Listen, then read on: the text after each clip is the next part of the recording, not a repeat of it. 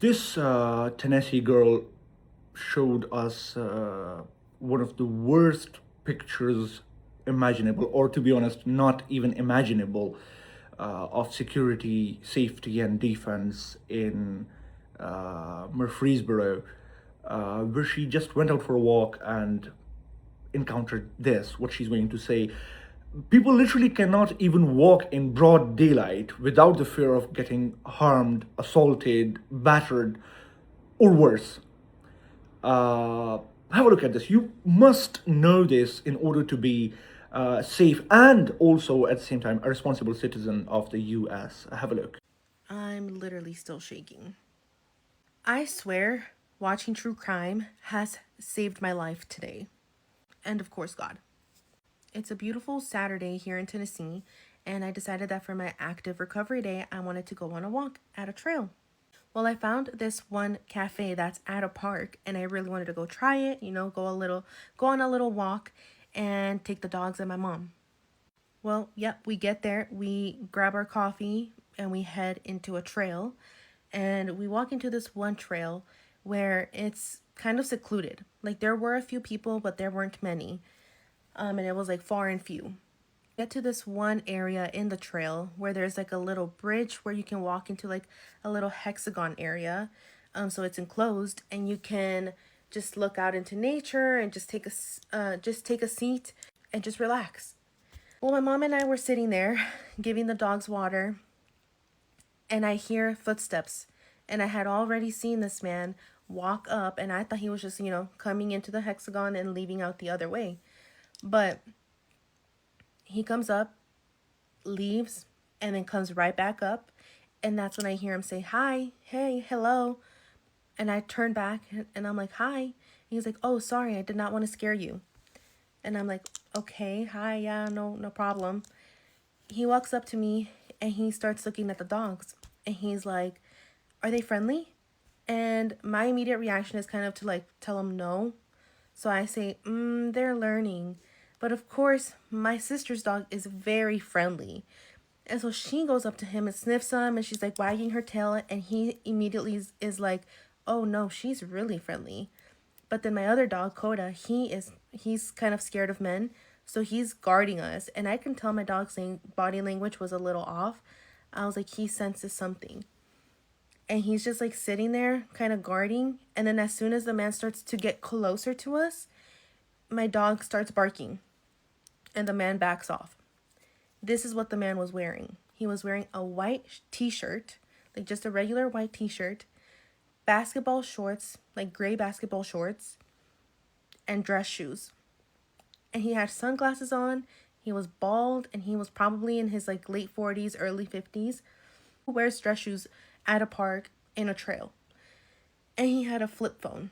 I noticed that in his hand because at first I thought it was like a taser or something, but he had a flip phone. Sitting down, my mom and I, and this man is like talking to us while he's standing. And so that's when he says, "Oh, sorry, I just had to come over here and talk to you guys because I'm being followed. I'm being followed by these guys." I try not to look because I don't want to keep my eyes off of this guy.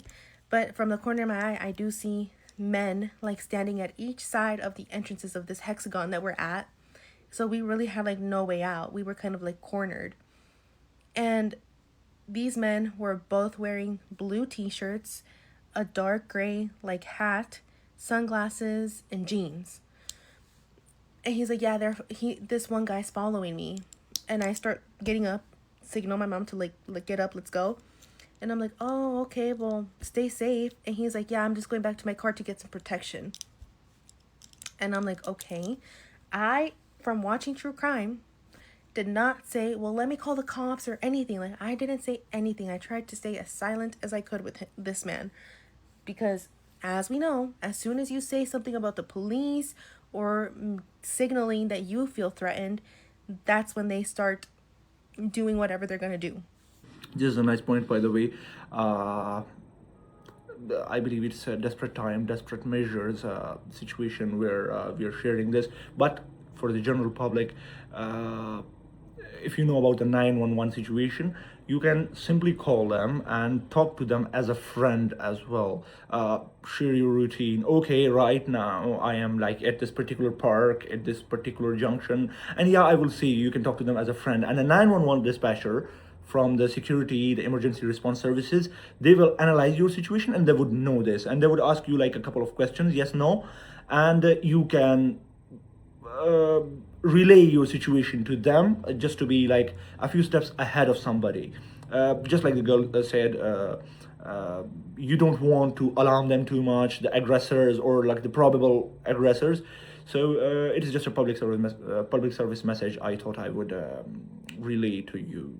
Uh, do call 911. It is a better thing to do in most cases. I decide to, I had to pick which side I was going to go to. I obviously didn't want to walk where this man was walking towards, like back down the trail. So I went the other way. And as soon as I walk the other way, I start calling my dad. I start calling my fiance. I start calling my friends. Anyone that I could, I start calling. And somebody finally picks up. And I'm like, hey, like I'm on my way. I'm almost out of here, you know, and I'm trying to talk loud so that they know that multiple people are waiting for me or something. But as soon as I'm crossing, like they all had flip phones and they were all on the phone. And as soon as I pass one of them, he says, cut the cell towers. This won't take too long. I'm sorry, like nothing of this sort of toxicity can be amusing in any way, but flip phones, they just hit the nerve. They literally do. My God. And as soon as he said that, my blood pressure dropped. Like, I swear to you, that's why I'm still shaking. I don't know if they were just trying to intimidate us or what have you, but I mean, we start just walking down the trail. And for a second, we were a little lost, but we're just trying to make it back to the car. So we take this one little detour to, you know, try to like avoid them. And they start following us. They start following us, and as soon as we pick up the pace, they pick up the pace, and I still had my cup of coffee. I like literally lick all over it and drop it somewhere. I hate littering, but in this moment, I felt like it was necessary because I had no idea what was going to happen to us. So I'm licking the cup, I'm dropping it wherever I can. I'm taking out pieces of my hair and dropping them everywhere. I took off my hair tie, just dropped it somewhere, and I was literally so close to just taking off my shoes and leaving them somewhere too because I have no idea what their intentions are because they're clearly following us. As soon as we get out of the trail, all three of them are behind us. A normal person behaving like that person is inside a detective franchise. No, this is not any sort of sarcasm. This is cold, literal truth. People are forced to so desperate measures. They literally have no idea what's going on with their lives. Exactly my point at the start of this video. We need more accountability from people who are in charge. I don't know what you guys are doing. This is the land of the free. So close to us, but we get out of the trail and they stop.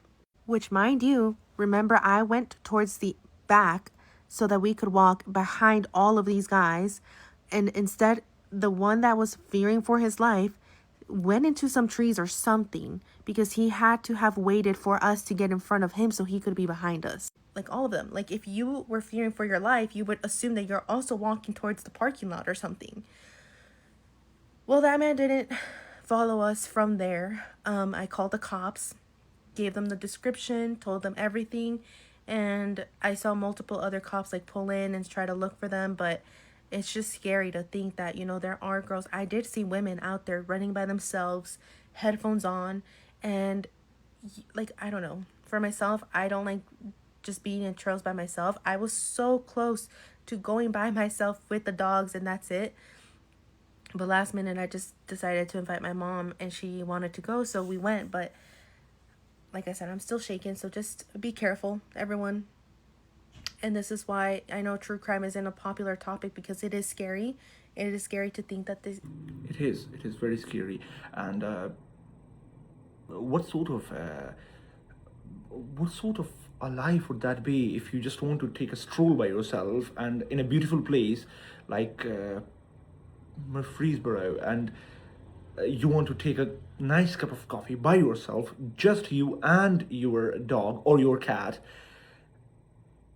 and you need to take your mother with you, or you need to take a friend with you, or your fiance or girlfriend. What if a person is alone? In broad daylight, these kind of things are happening. If a person is in so imminent and obvious threat of life, uh, I don't believe this is a very brave girl. We are so proud to have such people in the United States. I don't even know if I could have been that brave.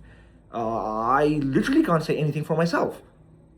Being in such sort of a situation that you can be harmed in many ways at any given instant in broad daylight in the US.